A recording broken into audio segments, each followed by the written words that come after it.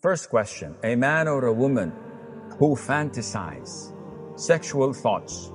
Now, scholars have differed. Schools of thought said that he's sinful all the way because he's bringing these thoughts to himself.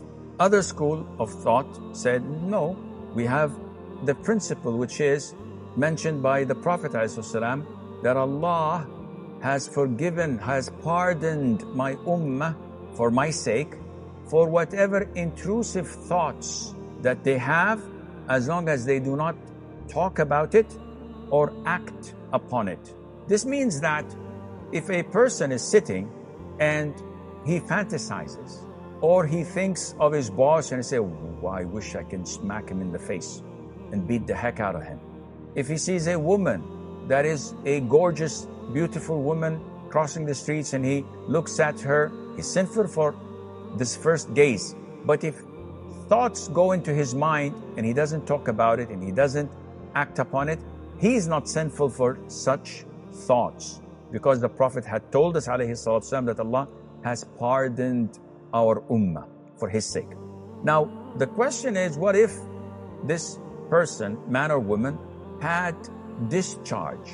We know that there are different types of discharge that come out of a person's private parts.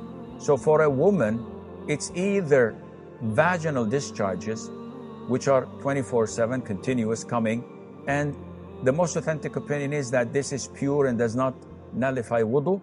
It takes the same ruling as sweat. It just comes out. There is what is known as urine, and urine breaks your wudu and it's najis. There is also what is known as madhi, prostatic fluid, and this comes whenever someone is in situations of intimacy, flirting, or thinking about sexual thoughts. This madhi or prostatic fluid is emitted. This breaks wudu and it is najis. The other type of discharge is what is known as semen, mani, and this is recognized by coming out in a gushing fashion, not stealthily, not slowly, but it comes out in a gushing fashion, accompanied with a feeling of sensation and lust. And this obligates upon the person who ejaculated it to perform a major ritual ghusl, to uplift his major ritual impurity, known as ghusl. And he would be in the state of janaba until he performs that ghusl. So this depends on what type of discharge a woman gets.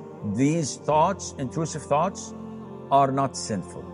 Are they recommended, Sheikh? No, of course not. It's best for you to stop it, because Satan may utilize them not in the near future, but later on, when he starts building scenarios in your head. If I did this, if he did this, if she did that, and then it would make one's evil soul look up to it and say, when would that happen? So this is definitely not a good thing to do.